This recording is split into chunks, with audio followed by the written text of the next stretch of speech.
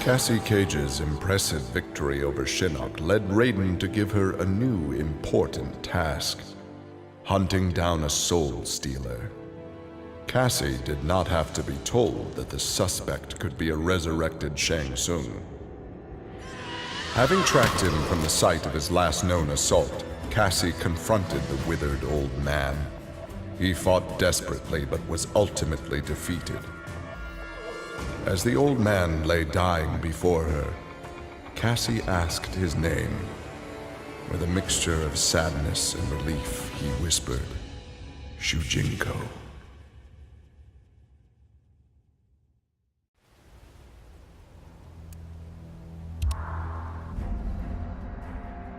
Devora's ultimate plan was not to destroy Shinnok, but to enslave him.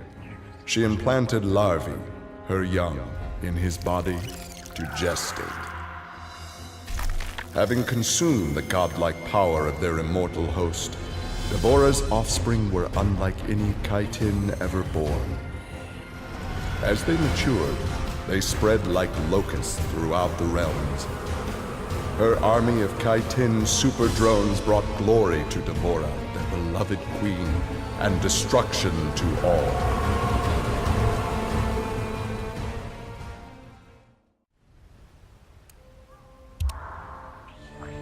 Alone once more, Ermac searched the labyrinthine corridors of Shao Kahn's old fortress, searching for the source of a faint voice calling to him.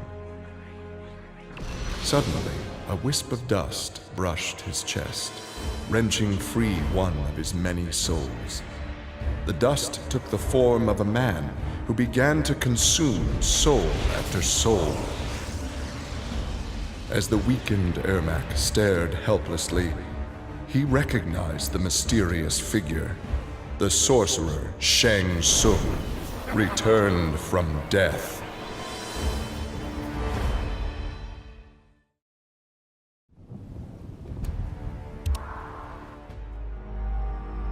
Nearly 150 years ago, Erron Black had been hired by Shang Tsung to assassinate an Earthrealm warrior. In return, Shang had slowed Black's aging process. He could therefore afford to be patient. If an employer wanted someone dead, they would be in time. A team of young Earthrealm warriors had caused Erron Black's current employer, Kotal Khan, much inconvenience. With the patience of a viper, Black eliminated them all.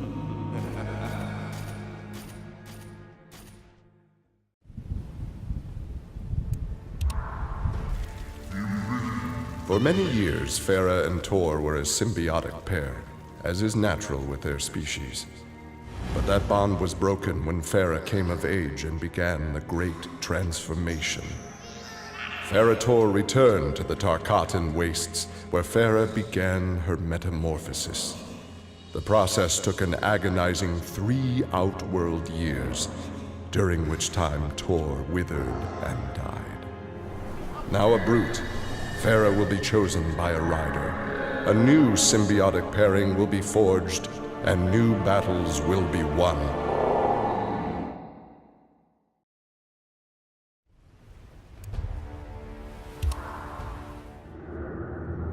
The Shokan had become outcasts for refusing to aid either side in the Outworld Civil War. But with the conflict over, Prince Goro decided to re-enter the political landscape. Kotal Khan's armies were weak from years of battle. Alina's rebels were scattered. It was an easy matter for the Shokan to seize control. The newly crowned Emperor Goro had his rivals exterminated. No Ashtek, Kaitin, Edenian, or Tarkatan would usurp his throne.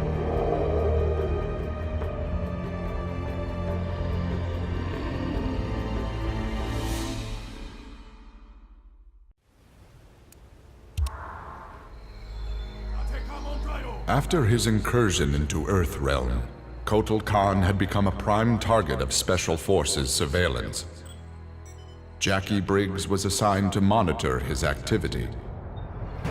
Jackie followed Kotal Khan to an equatorial jungle, where he entered a hidden pyramid.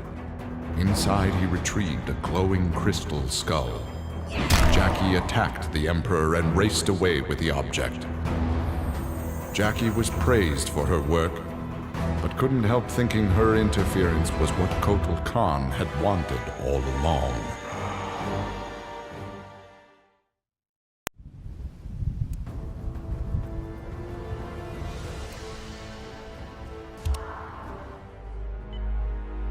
After Shinnok's fall, the hospitalized Johnny Cage asked Jax to fill in as leader of his squad.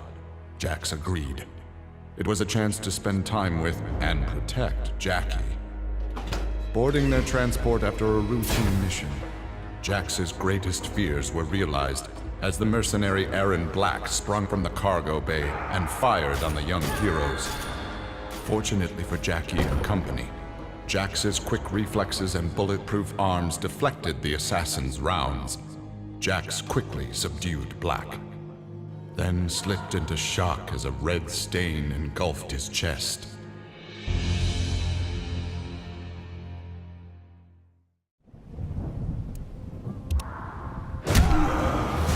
Johnny Cage's life had turned out to be stranger than any science fiction film, but he knew the final scene was approaching. With Raiden's direction, Johnny was able to sail to Shang Tsung's abandoned island fortress, where his adventure had begun, to contemplate his future. Amid the rubble, Johnny found an ancient tome. Its pages revealed that Shang Tsung had unraveled the secret to Edenian long life. Johnny Cage's retirement would have to wait.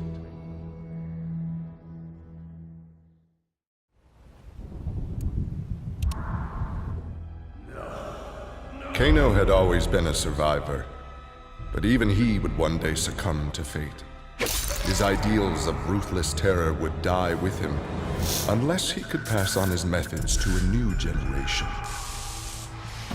Combat, weapons, high-tech sabotage, torture, all would be part of the curriculum. But before his students could learn his techniques, Kano would beat the weakness out of them. They would understand, or die trying. Kano's first pupil? His own son. Class was now in session.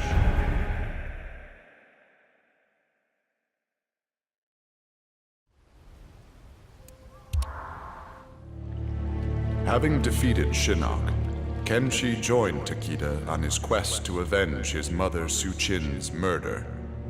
Their travels took them to a cave where he and Takeda freed a man, Taven, encased in a stalagmite. Kenshi told Taven that his brother, Dagon, was the founder of the Red Dragon Assassin Clan. Dagon had not only murdered Su-Chin, but his and Taven's parents as well. Together, Kenshi, Takeda, and Taven lay siege to the Red Dragon base. Dagon fell victim to Kenshi's rage. Su-Chin's murder had been avenged.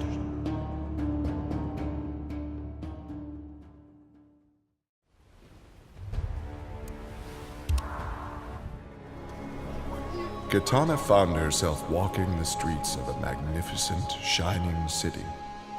This was Edenia, a realm freed from Outworld, and Kitana was its beautiful queen. This was the timeline unaltered by Raiden. Earthrealm had been destroyed by Shao Kahn, but Kitana had survived Armageddon and united the other realms to destroy him. Long-lasting peace was the result. Kitana awoke from this vision to find herself in the Nether Realm. She was not the queen of Edenia, but a revenant of hell, and she hated Raiden for it.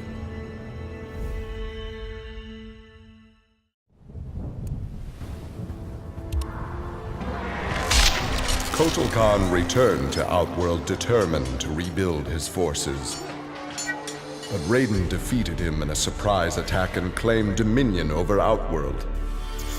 Desperate, the Emperor called upon the Elder Gods to aid in preserving his sovereignty. They granted his request, invoking the most sacred of contests. Now, once every decade, Kotal Khan must enlist his greatest defenders to face Raiden's challengers in mortal combat.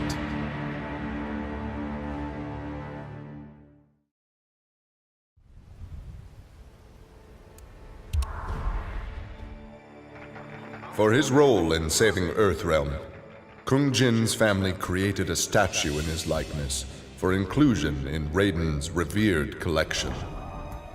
But Kung Jin's thoughts were with one no longer accepted by his family, Kung Lao. Kung Jin set out to locate his cousin and found him in the Nether Realm.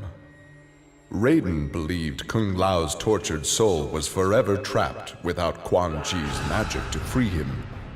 But Kung Jin knew the Shaolin were stronger than any sorcerer's spell. He vowed to help Kung Lao fight off the evil that had remade him.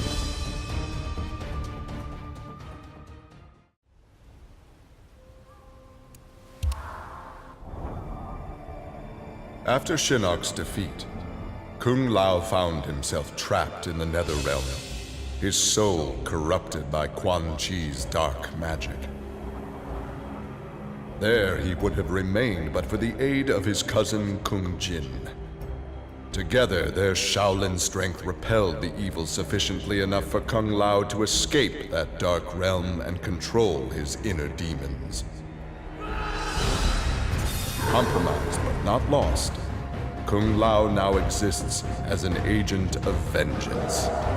He will show evil no mercy.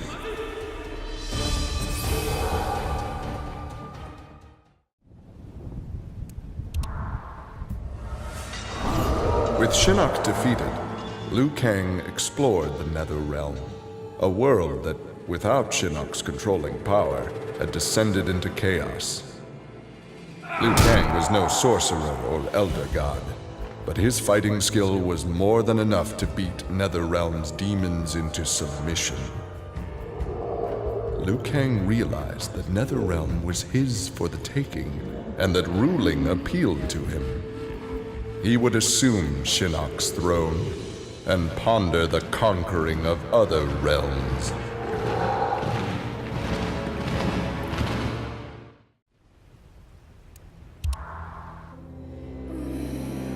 Overcome with exertion, Melina collapsed and felt her soul gliding through the ether. She awoke in an incubation chamber. Nearby were countless others, each containing an exact copy of her. Melina found she could read each being's mind and they hers. They quickly realized the benefit of so many fierce warriors sharing one mind. As they plotted revenge on their enemies, the architect of the Melina's awakening laughed quietly.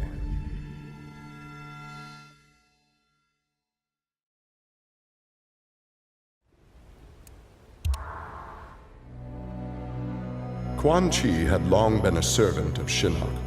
His role in freeing him from imprisonment had not gone unnoticed by the Elder Gods.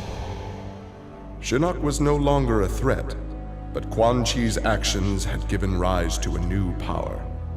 After much deliberation, the Elder Gods contrived a plan to rebalance this power before it grew further. Free will was burned from Quan Chi's soul and replaced with a single directive. He must kill Raiden.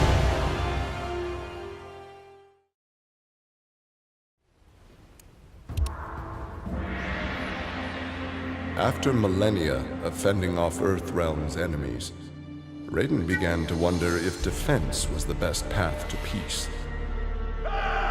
In a change of tactics, Raiden and the Shirai Ryu attacked Kotal Khan's armies before they could rebuild. They decimated the Emperor's forces, leaving Outworld at their mercy.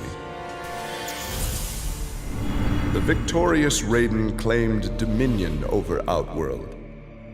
The first of many threats to Earthrealm had been removed.